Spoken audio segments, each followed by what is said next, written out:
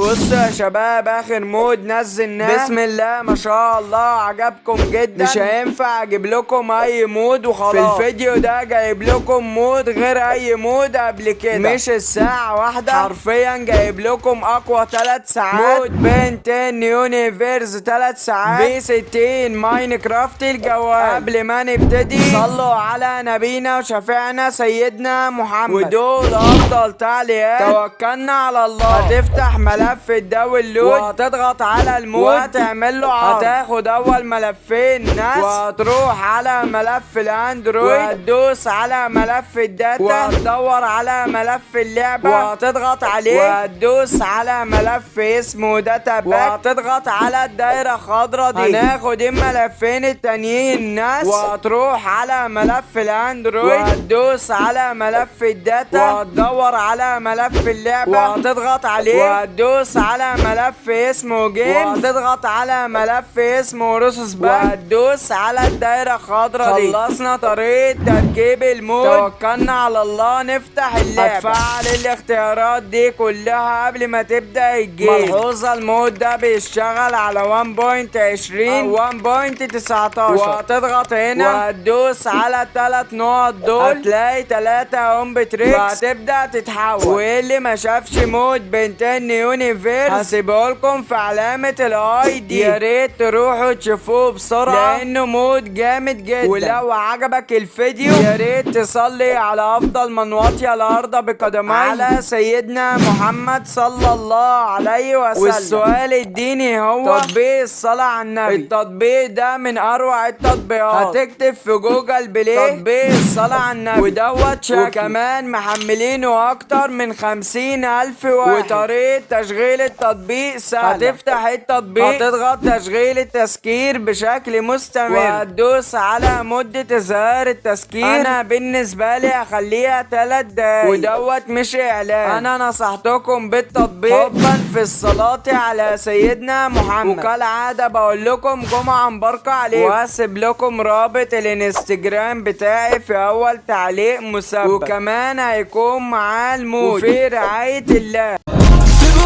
Now I'm serving a Tesla.